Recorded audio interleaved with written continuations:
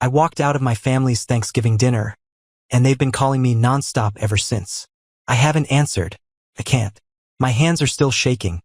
My heart is still hammering in my chest. And if I open my mouth, I don't know if I'll start screaming or laughing. Maybe both. The worst part? I almost stayed. I almost sat there like an idiot, smiling through my mother's questions about when Emily and I would finally have kids, nodding along as my dad talked about refinancing his house. I almost swallowed it down, let it settle like poison in my gut, and pretended I didn't just find out my wife, the woman I have defended, loved, and given everything to, was cheating on me. But I didn't. It started when Emily walked into dinner late. Not just a little late, hours late. She breezed in like she had all the time in the world, kissed my cheek like she hadn't just left me sitting alone at the table making excuses for her, and acted like nothing was wrong. But something was wrong. The way she smiled. The way her hair looked too perfectly fixed, like she'd redone it in a hurry. The way she smelled different, like a cologne I didn't recognize. I told myself I was imagining it. That was before my phone buzzed. A text. No name, just a number I didn't recognize. For words, check her glove compartment. My stomach twisted. I stared at the screen, my pulse hammering in my ears. Someone had sent this to me for a reason. Someone knew something. I got up, grabbed her keys from her purse, and slipped outside into the cold. My breath was coming fast, my fingers shaking as I unlocked her car and opened the glove compartment. And there it was, a motel keycard, a folded-up receipt. I picked up the receipt first. Dated today, 2 hours ago. 1 room, paid in cash.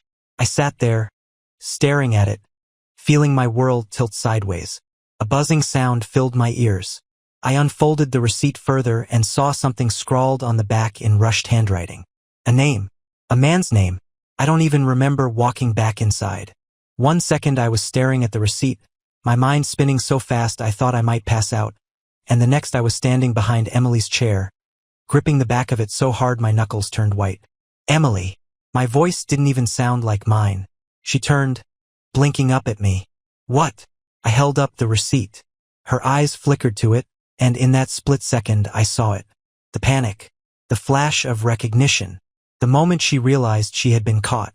But then, just as quickly, she smoothed her expression into something cold, bored, like I was the one inconveniencing her. What is this? I asked, voice low, controlled. She glanced around, clearly aware that my entire family had gone silent, watching us. And then she had the audacity to roll her eyes. A receipt? She said flatly, reaching for her wine glass. Are we really doing this now? My jaw tightened. A receipt for a motel room. From today. 2 hours ago. Who is he? She sighed, like she was annoyed, like she was bored of me already. I don't know what you're talking about. I laughed. I actually laughed. You don't know what I'm talking about? I held up the receipt between 2 fingers. You don't recognize this? You don't remember paying for a motel room today? She gave me the smuggest, most infuriating smirk I've ever seen in my life and said, maybe it's yours. Something in me snapped. I don't even know what I was going to say, but my mother's voice cut through the air. Emily, she said, her tone sharp. What's going on? Emily exhaled, dramatically setting down her wine glass, and turned to face my mother like she was the one being ambushed. I don't know, Carol. Maybe your son should stop going through my things and making up stories in his head. And that's when it happened. That's when my father, the most patient, mild-mannered man in the world, stood up so fast his chair nearly tipped over. Enough, he said, his voice like a gunshot. The room went so silent I swear I could hear my own heartbeat. You think we're all stupid, Emily? Emily opened her mouth, but he didn't give her the chance. I saw you, he said. Her smirk faltered. What? I saw you. His eyes were locked onto hers, unflinching. At the gas station by Route 9, 2 hours ago, getting out of a car that wasn't yours. My stomach dropped. I turned to him, my mind barely keeping up. What? She got out of a black SUV? My father said, still staring at Emily. I was filling up the truck when I saw her. She didn't see me. Emily's mouth opened, closed, then opened again. Dad, I said, my voice hoarse. Are you sure it was her? His expression was stone. 100%. Emily let out a breathy, nervous laugh. Okay, this is insane. You guys are literally ganging up on me. I turned back to her, something burning in my chest. Who was in the SUV? She scoffed. I don't know. A friend. Give me a name. Oh my God. You are being so dramatic. She looked around at my family, as if expecting someone to back her up. But no one said a word. I stepped closer, my voice low and shaking with barely restrained fury. Say his name, Emily. She hesitated, and that was all I needed to see. I dropped the receipt on her plate, picked up her car keys, and walked out. Now I'm sitting in my car, ignoring my buzzing phone, staring out into the cold night, my mind replaying the last 10 minutes over and over. Emily is a liar, a cheater, and worst of all, she didn't even have the decency to pretend to be sorry. I don't know what I'm going to do yet, but I do know one thing. I'm never walking back into that house as her husband again. That I don't know how long I sat there, gripping the steering wheel so hard my fingers ached. My phone wouldn't stop vibrating. Calls from my mom, my dad, even my sister. But not Emily. Not a single call from my wife. That told me everything I needed to know. I should have driven away. I should have just left. But I couldn't. My brain was still catching up to reality. Still piecing together the last hour. Still trying to comprehend how I had gone from celebrating Thanksgiving with my family to finding out my wife was sneaking off to a motel in the middle of the damn day. The worst part? I still didn't know who he was. The name on the back of the receipt. I didn't recognize it. But the fact that it was there at all meant something. Meant everything. A sharp knock on my window jolted me out of my thoughts. My dad. I could see my mom standing a few feet behind him on the porch, arms crossed, face pale. I rolled the window down, barely able to look him in the eye. Son, he said, his voice steady, but there was something in it. Something hard. You need to come inside. I let out a short, bitter laugh. Why? So Emily can gaslight me some more. She left. I blinked. What? Got in her car and took off. Didn't say a word. Just grabbed her purse and walked out like she had somewhere more important to be. Of course she did. Of course she ran. That was Emily. When things got uncomfortable, when she was cornered, she didn't fight. She escaped. I had seen it before in little ways. Arguments where she would suddenly decide she was too tired to talk. Moments when she'd turn her phone face down whenever I walked into the room. But this was different. This was proof. Where do you think she went? I asked, my voice hollow. Dad didn't hesitate. Back to him. The words landed like a punch to the ribs. I swallowed, gripping the steering wheel until my knuckles turned white. Did Mom see the receipt? He nodded. We all did. I exhaled through my nose, my vision blurring with anger. So what now? You tell us. I didn't answer right away, because honestly, I didn't know. What I wanted to do was go home, pack her things into garbage bags, and throw them onto the lawn. But I also wanted to know who the hell this guy was, how long it had been going on. And I knew Emily. She wasn't going to just admit it. Not easily, anyway. I reached into my pocket, pulled out my phone, and stared at the receipt again, at the name scrawled on the back. There was one way to find out. I opened a search bar and typed in the name, and what came up made my blood run cold. The moment the search results loaded, my stomach twisted into knots. The name on the receipt, Daniel Carter, wasn't some random guy. Wasn't some nobody. He was someone I knew. Someone I had trusted. His face stared back at me from a LinkedIn profile, a corporate headshot with that smug, punchable grin I'd seen 100 times before. My hands clenched around my phone so tight I thought I might crush it. Daniel Carter. My wife's boss. I felt like the air had been knocked out of my lungs. My vision blurred at the edges. My pulse hammering so hard I could hear it in my skull. This wasn't some fling. This wasn't a one-time mistake. This was calculated. Emily had been screwing around with her married boss. I swiped through the search results, my thumb moving on autopilot. And that's when I found it, a picture. A corporate event from 3 months ago. A group of people smiling for the camera. There she was, standing right next to him, her hand resting just a little too casually on his arm. His wedding ring glinting under the lights. 3 months ago. 3. How long had she been lying to me? A fresh wave of rage hit me like a freight train. My hands were shaking. I needed to move, needed to do something before I lost it completely. I shoved my phone into my pocket and got out of the car. My dad was still standing there, watching me carefully. "Everything okay?" His voice was calm, measured, like he already knew the answer. "No," I said, my voice hoarse. "Not even close." He waited, let me breathe through the anger, through the betrayal clawing up my throat. Then I said it. "Her boss. She's screwing her married boss." His face darkened. I had never seen my father look at someone the way he looked at the ground in that moment, like he was imagining crushing someone beneath his boot. "Do you know where they are now?" he asked. I thought about it. The motel. The receipt was from today. If Emily had bolted from dinner, she sure as hell wasn't heading home. There was a good chance she was going right back to him. I exhaled sharply, chest heaving. "I think I do." For a second, he just stared at me. Then he nodded. "I'll drive." The words hit me hard. Not because I needed a ride. Because in that moment I realized my father wasn't just my dad. He was ready for war. We got in his truck and peeled out of the driveway, leaving my buzzing phone and my family's stunned faces behind. Because if Emily thought she was going to walk away from this untouched, unscathed, she had another thing coming. The drive to the motel was dead silent, except for the sound of my own blood pounding in my ears. My father's hands were tight on the steering wheel, his jaw locked like he was chewing on something too bitter to swallow.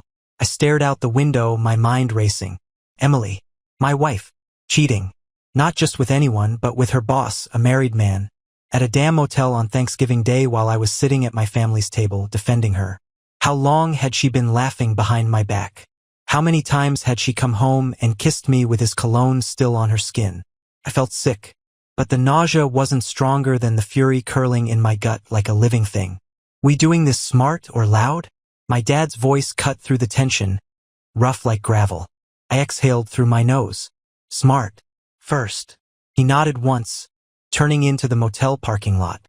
It was a cheap, rundown place with flickering neon lights. The kind of place where no one asks questions. The kind of place where people go to hide. I pulled the receipt out of my pocket and checked the room number. 214, second floor, end of the row.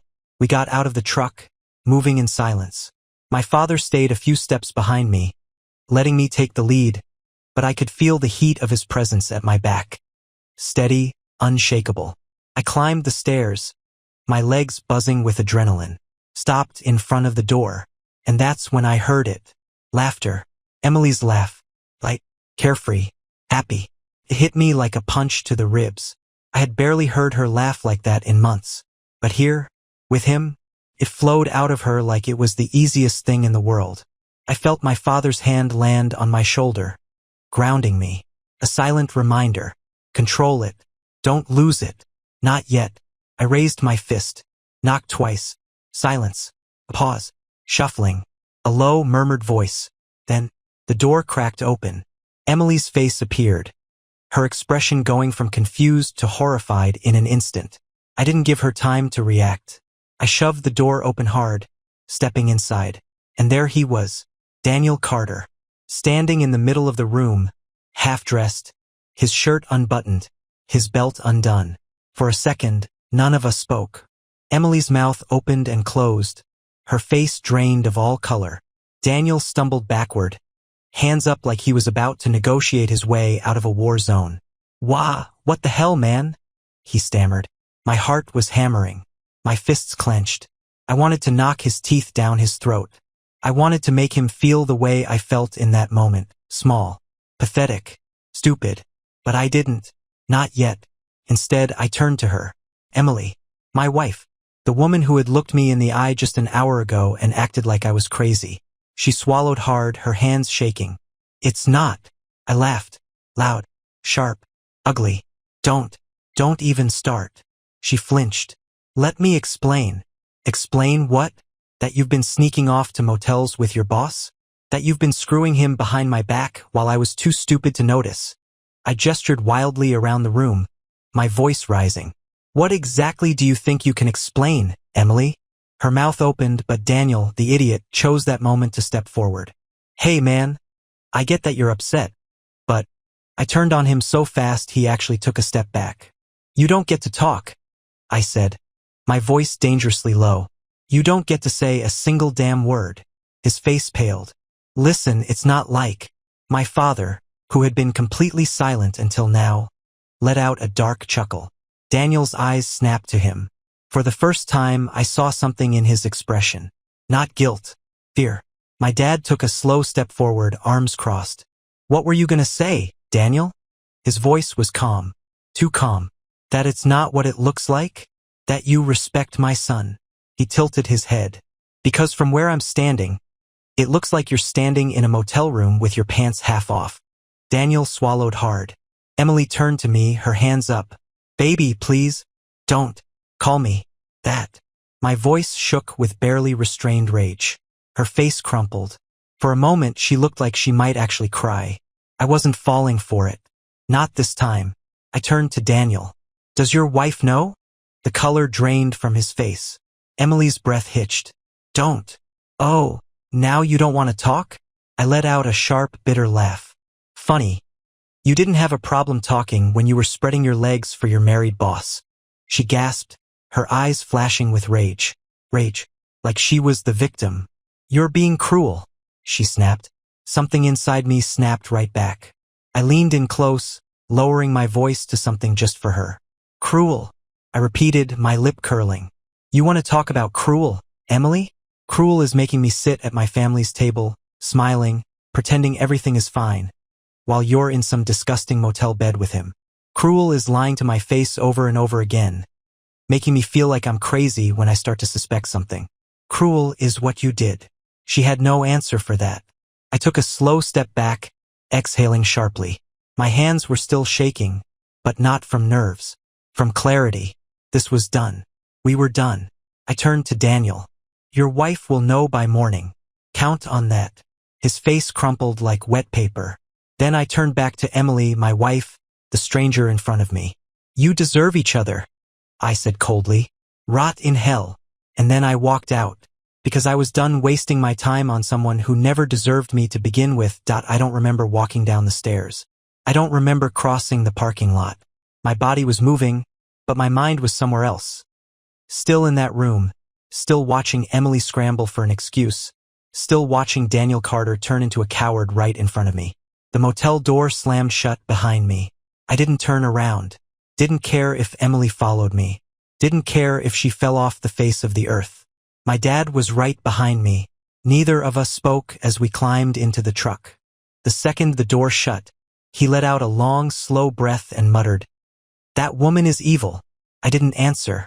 I was too busy pressing my palms into my eyes, trying to stop the headache splitting through my skull. Emily was gone. Not physically. She was probably still standing in that motel room, trying to convince Daniel Carter he was worth throwing her marriage away for, but in every other way she was gone. The woman I thought I married? She didn't exist. Maybe she never had. I exhaled sharply, trying to ground myself, but the rage was still there. The betrayal, the humiliation, the overwhelming need to destroy something. She didn't even try, I muttered. My dad glanced at me. What? She didn't even try to lie? I said, laughing darkly. Didn't even try to make me feel better. She just... I let out a shaky breath, shaking my head.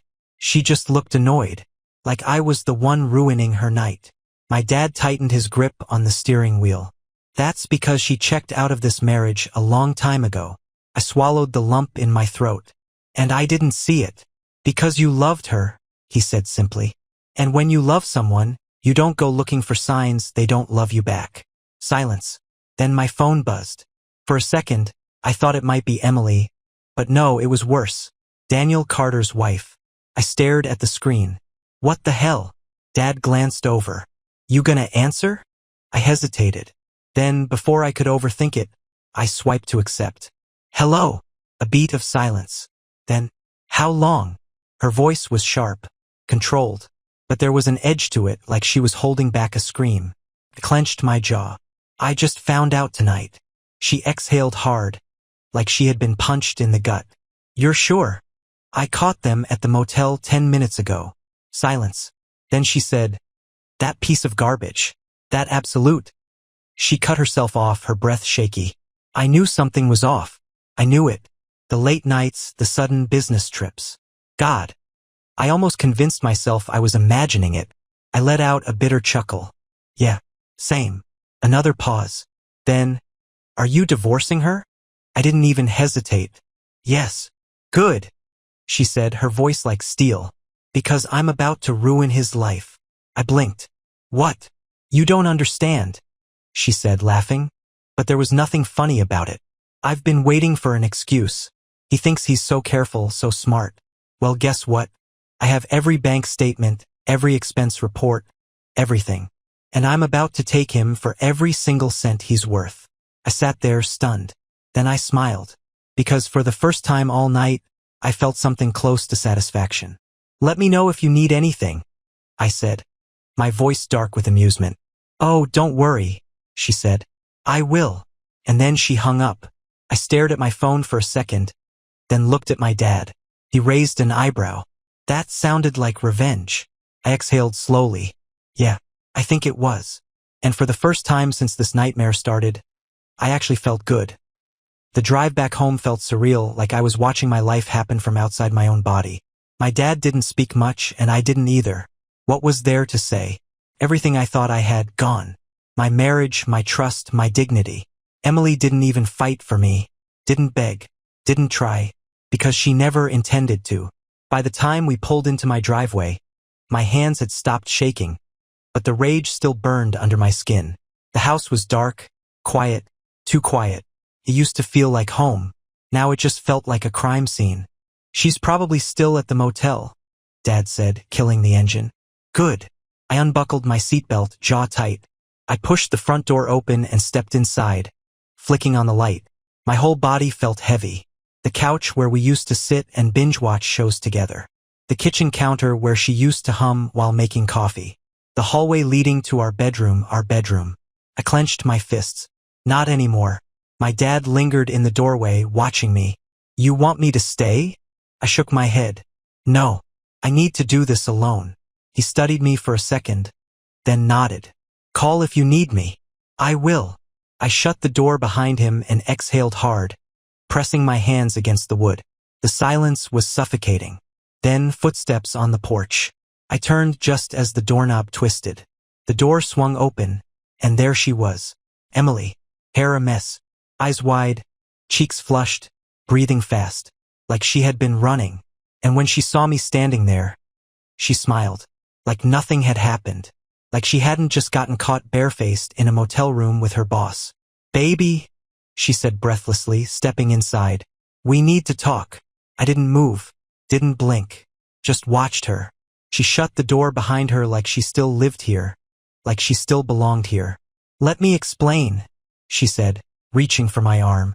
I stepped back. Her face flickered, just for a second. Then she sighed, crossing her arms. You shouldn't have come to the motel. I let out a sharp, humorless laugh. That's what you have to say?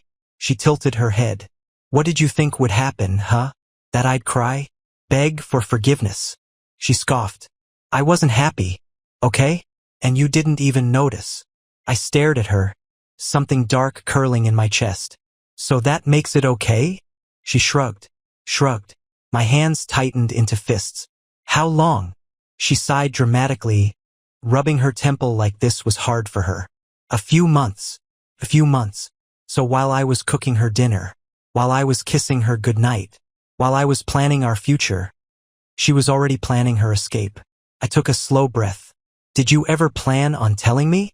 Her lips parted, like she might actually give me some kind of half-truth. But then she smirked. That smirk. That goddamn smirk. Does it matter? She said, tilting her head. Something in me snapped. You know what? You're right. My voice was eerily calm. It doesn't matter, because this, I gestured between us, is over. Her smirk faltered. You're being dramatic. I turned, walked down the hall, and yanked open the bedroom closet, pulled out her suitcase, threw it on the bed, and started grabbing her things. Seriously? She snapped, storming in after me. You lost the right to an opinion, I said coldly, tossing handfuls of her clothes into the suitcase. She let out an exasperated laugh. Wow, I thought you'd at least want to talk like adults. Adults don't cheat, I said. They leave before they destroy everything. She rolled her eyes. You really think you're a saint? I stopped, turned, met her gaze head on. No, I said quietly, but I was good to you, and that still wasn't enough. For the first time, her face twisted, like she didn't like what she was seeing in me, like she was finally realizing I wasn't the same person who spent years worshipping the ground she walked on. I zipped the suitcase, grabbed it off the bed, and shoved it into her arms. Get out. She hesitated, just for a second. Then she scoffed, flipping her hair over her shoulder. You'll regret this. I laughed, actually laughed. Emily, I said, stepping aside to open the door. I regret ever meeting you. Her nostrils flared, but for once she had nothing to say. She stormed out, dragging the suitcase behind her. I waited until I heard the sound of her car peeling out of the driveway before I let myself breathe again. And when I did, it felt like fresh air for the first time in years. The second Emily's car disappeared down the street, a strange silence settled over the house. Not the heavy, suffocating silence from before, but something different, something lighter. I stood there in the middle of the living room, staring at the empty space she had left behind. The scent of her perfume still clung to the air, but it was already fading, just like she was. I exhaled slowly, rubbing a hand down my face. I should have felt broken, crushed, destroyed, but I didn't. I felt free. I walked to the kitchen, opened the fridge, and grabbed a beer. My hands were steady now. My mind was clear. I had done it. I had faced her. I had thrown her out, and I hadn't let her twist it, hadn't let her manipulate me into thinking this was somehow my fault.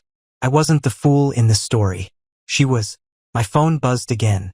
I expected another call from my mom, but when I looked at the screen, I froze.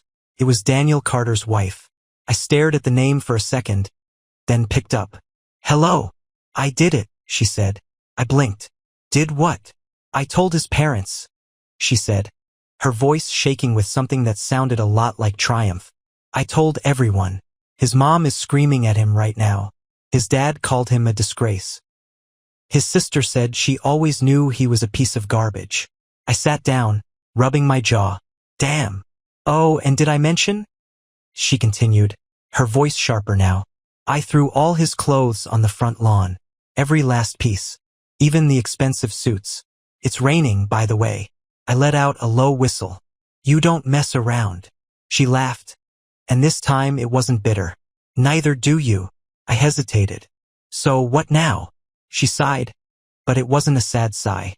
It was relieved. Now, I finish what I started. I already called my lawyer. I want everything. He's going to crawl out of this marriage. I smirked. Sounds like a plan. Yeah, she said, then paused. And you? I exhaled, staring at the half-packed suitcase in the corner, the emptiness of the house. I don't know yet, but whatever it is, it won't involve Emily. Good. Another pause. Then, you know what's funny? She said, her voice laced with something almost amused. What? They probably think we're the villains, she said. Emily and Daniel. I bet they're sitting somewhere right now playing the victims, telling themselves we overreacted. I snorted. Yeah, because exposing cheaters is the real crime here. Exactly. She laughed again, softer this time. Well, I won't keep you, but if you ever want to grab a drink and laugh about our exes ruining their own lives, let me know. I smiled. Really smiled. I just might take you up on that. We said our goodbyes, and when I hung up, I realized something. For the first time all night, I wasn't angry anymore. I was just done. And damn, it felt good. The next morning, I woke up to peace. No Emily. No tension. No fake smiles hiding 1,000 lies. Just quiet. And I liked it. I got out of bed and walked through the house, half expecting to see her standing in the kitchen, pretending nothing had happened. But all that was left of her was an empty space where she used to be. Her closet, half empty. Her bathroom counter, clear. The only thing she left behind was her old hairbrush and a few bobby pins scattered in the corners of the bathroom, like a ghost that forgot to take all its things before vanishing. I brewed a cup of coffee, sat at the table and let it sink in. I was free. And then my phone buzzed. I picked it up and saw the notification. A text from an unknown number. Emily. I stared at the screen for a long moment, then opened the message. Emily, I hope you're happy. You humiliated me in front of your whole family. Was that what you wanted? I laughed. Actually laughed. This woman. This delusional, narcissistic woman. She wasn't sorry. She wasn't ashamed. She wasn't even embarrassed that she got caught. She was angry at me because in her mind, she wasn't the villain. She was the victim. I took a sip of my coffee, letting the bitterness settle on my tongue, and then I typed my response. Me, I am happy. Happier than I've been in months. You did me a favor, Emily. You set me free. I didn't wait for her reply. I blocked her number, set my phone down, and leaned back in my chair. Outside, the sun was shining. The air felt crisp, fresh, a new beginning, a clean slate. And as I sat there, breathing in the quiet, one thought settled in my chest. I survived this, and I would never let anyone like her into my life again. Because now, I knew my worth, and it was so much more than she ever deserved.